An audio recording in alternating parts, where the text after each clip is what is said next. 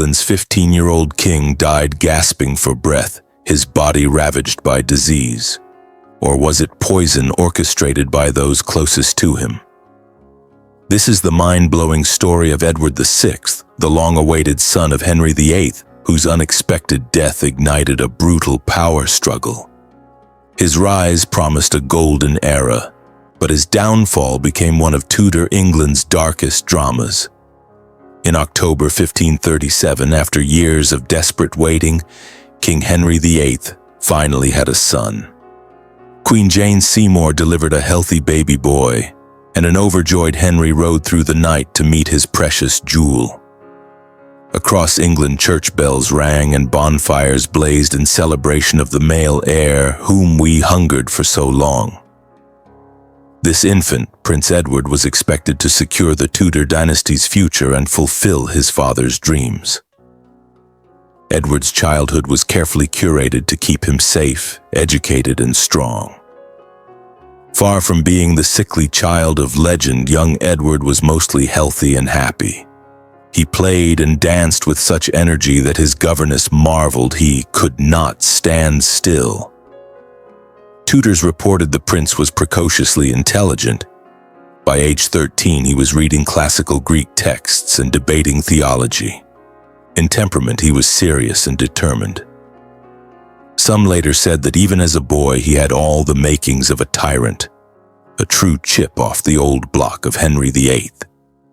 Yet the pampered prince also lived in a gilded cage. His mother died days after his birth, and Henry VIII's fierce love came with intense paranoia. The boy was guarded night and day as this whole realm's most precious jewel. Servants monitored his every meal and sniffle. The weight of impossible expectation loomed over Edward from his cradle. He had to survive and succeed. In January 1547, King Henry VIII died, and 9-year-old Edward inherited the crown. The kingdom rejoiced at its boy king, seeing in him a new hope for the realm. But the weight of a kingdom was a heavy burden for a child to carry alone. Henry's will set up a council of noble advisors to govern until Edward came of age. Instead, Edward's ambitious uncle Edward Seymour, Duke of Somerset, quickly seized control as Lord Protector. The young king was essentially a royal figurehead while his uncle wielded power. At first, Somerset guided England in Edward's name, and in line with the new king's staunchly Protestant upbringing. Together with Archbishop Thomas Cranmer, they began imposing reforms to turn England into a truly Protestant realm. Mass was abolished, English Bibles and prayers replaced Latin ones, and religious icons were stripped from churches. Though just a boy, Edward approved wholeheartedly. The chroniclers say he had an intense devotion to the Reformation cause. But behind the scenes, the Tudor court simmered with rivalries. Somerset's hold on power faltered amid military disasters and economic crises. In 1549, the young king's life was upended by a coup. Somerset was overthrown by his former ally, John Dudley, Earl of Warwick, soon Duke of Northumberland. Northumberland presented himself as Edward's new protector and even let the 14-year-old king nominally take the reins of government. In reality, Edward was the mask behind which Northumberland controlled the government. Edward's diaries from these years reveal a boy growing into a formidable, if chilling, ruler. He showed little mercy even to those closest to him. When his uncle Somerset, the man who had shielded him, was executed for treason in 1552, Edward recorded the event with icy detachment. The Duke of Somerset had his head cut off upon Tower Hill between 8 and 9 o'clock in the morning, the 14-year-old noted flatly in his journal. No sadness, no regret, just the cold facts of a political purge. It was a stark glimpse of Edward's steely heart. If this teenager lived to rule in his own right, what kind of king might he become? Northumberland had effectively made himself the power behind the throne, but he underestimated his young charge. Edward VI was no passive puppet. He was growing confident in his kingship and utterly convinced of his religious mission. By the early 1550s, advisors found the boy king bold and opinionated. He pushed for more radical Protestant policies, demanded efficiency from his counselors, and even started discussing marriage alliances to assert himself on the European stage. The stage seemed set for Edward to soon rule on his own, until fate and perhaps betrayal intervened. In the winter of 1552 to 53, doom crept into the royal palace. Edward, always closely monitored by physicians, came down with what seemed to be a bad cold in January 1553. At first, nobody panicked. The 15-year-old king had survived illnesses before, even a bout of measles and smallpox the year prior. But this sickness only worsened. By mid-February, Edward was bedridden with a violent cough and fever, struggling to breathe. Courtiers were alarmed, and his elder half-sister Mary rushed to visit her ailing brother. Almost immediately, whispers of foul play rippled through court. How could a healthy teenager decline so rapidly? Some suspected poison. The imperial ambassador reported that rumors of poisoning were raised immediately around the king's sudden sickness. With Edward kept in isolation for his safety, wild theories spread among the frightened courtiers. Was someone trying to snatch power by killing the boy king? The fever dragged on week after week. Doctors were baffled and tried every remedy their science or superstition could suggest. In March, a mysterious woman appeared at court claiming she possessed a special cure for the king. Desperate for any hope, Edward's council allowed her to administer her potions. The result was disastrous. Edward's condition deteriorated dramatically. His limbs swelled painfully and his symptoms grew worse. The quack healer quietly disappeared, leaving behind even more questions. Had she been a well-meaning fraud or an assassin in disguise? By early April 1553, there was a glimmer of hope. Edward had a brief rally. On good days, he was carried outside to get fresh air in the palace gardens. Londoners even glimpsed him being rowed along the Thames to Greenwich, pale but alive. Officials issued upbeat bulletins that the king was improving. But the improvement was an illusion.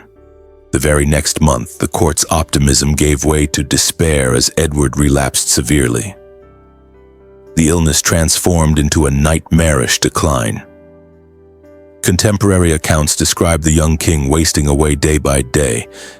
His coughing fits produced ghastly results. Phlegm greenish-yellow or black and sometimes tinged with blood.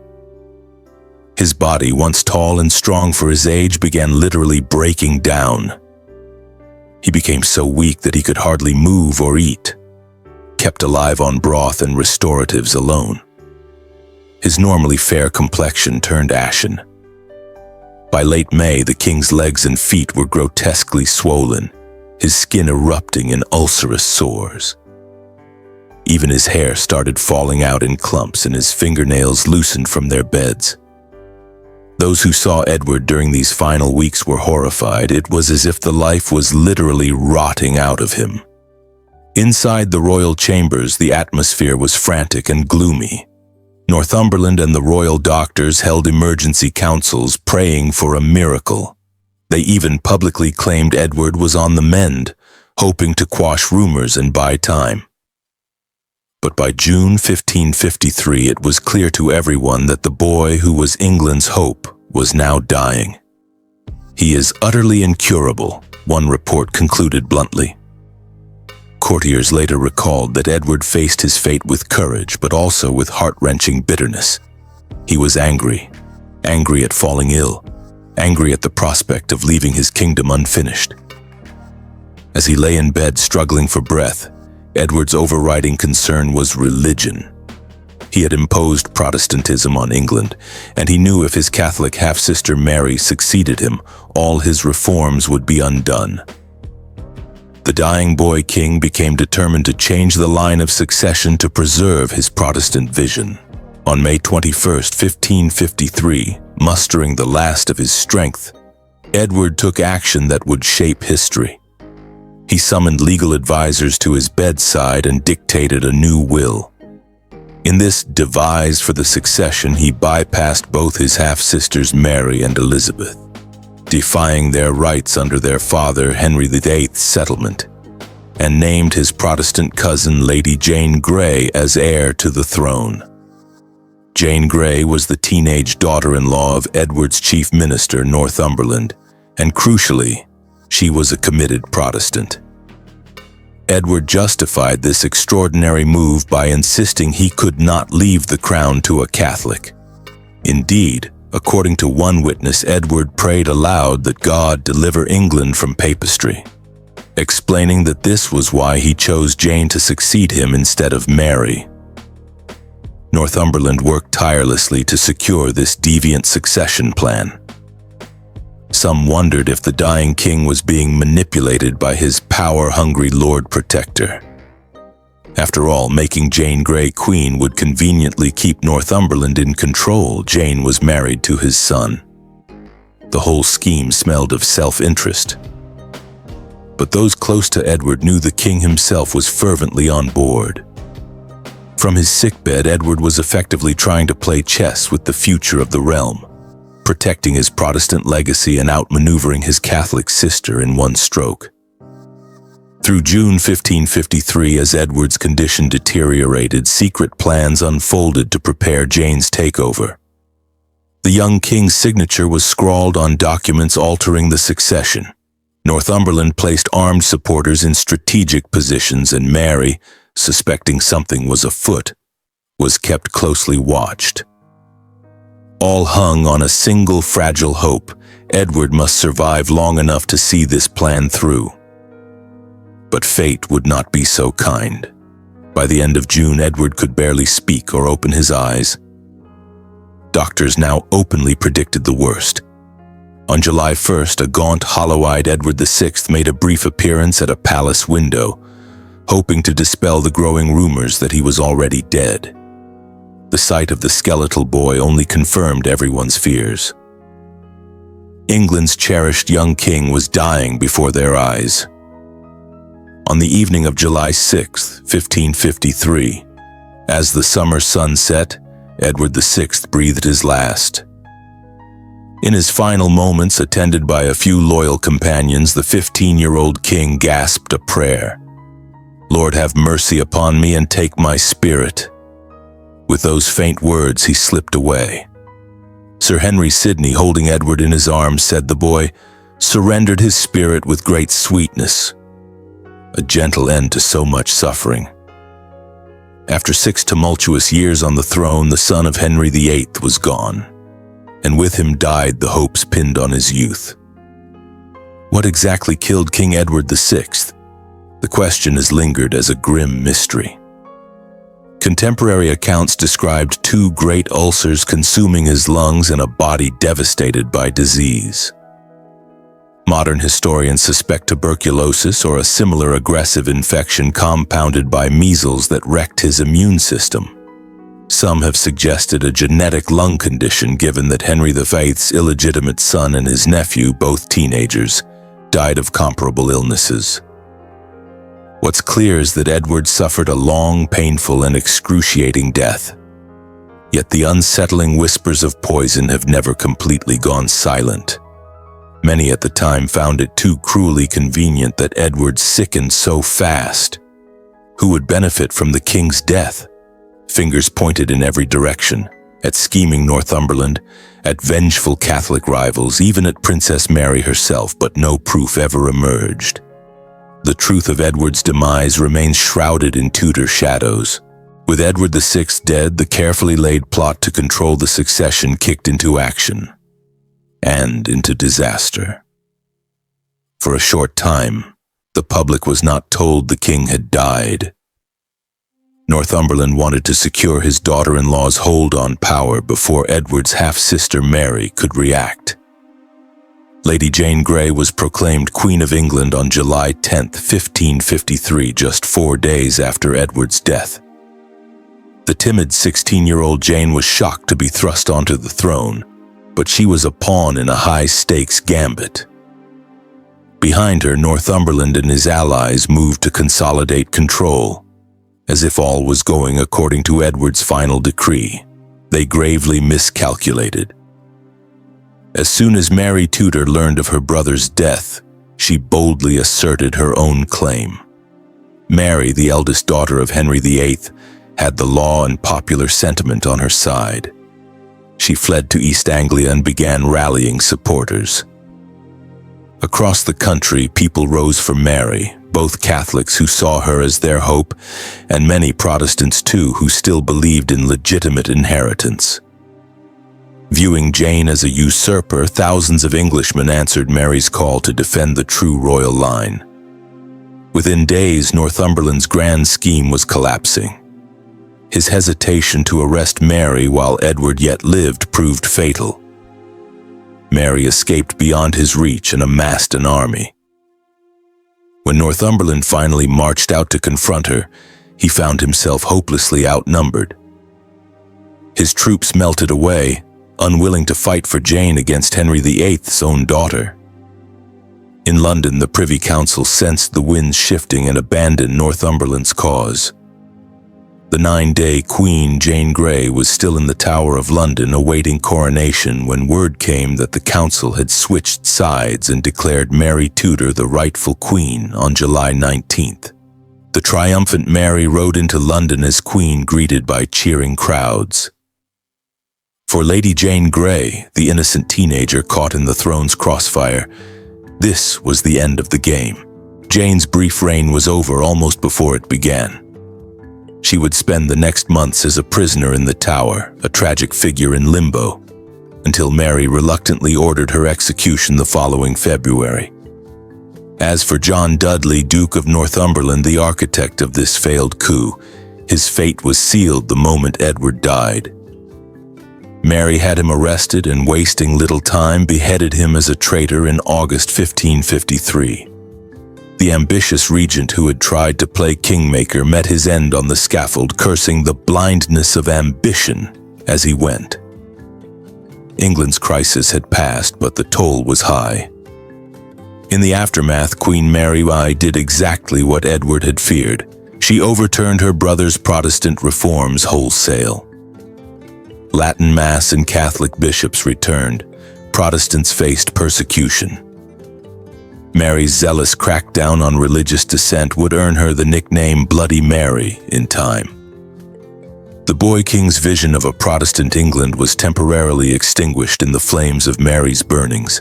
Thus ended the short and sorrowful saga of King Edward VI, a reign that began with sky-high hopes and ended with a kingdom in chaos.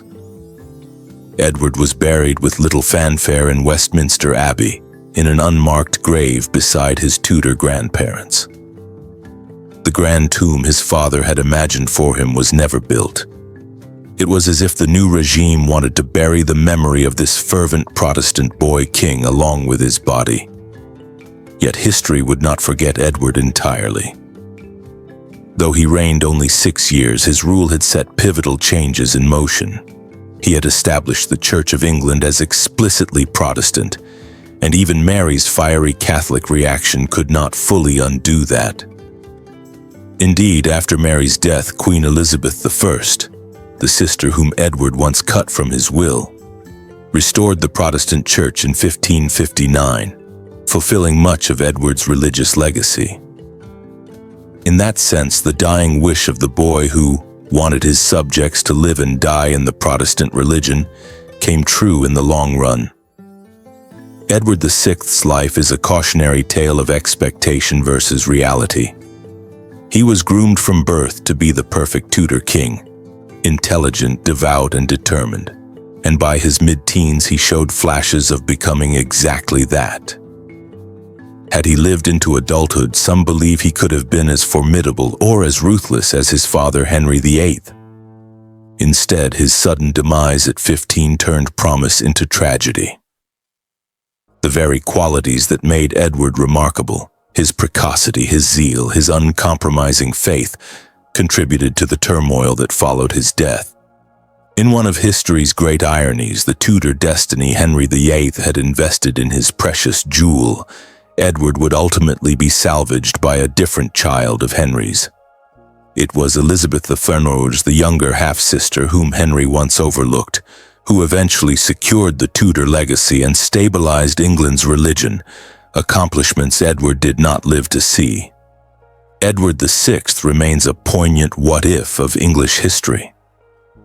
The boy king who had everything needed to shine, but who was extinguished too soon. If you found this dramatic journey through Tudor history compelling, please hit the like button and subscribe for more riveting stories from the past. What do you think?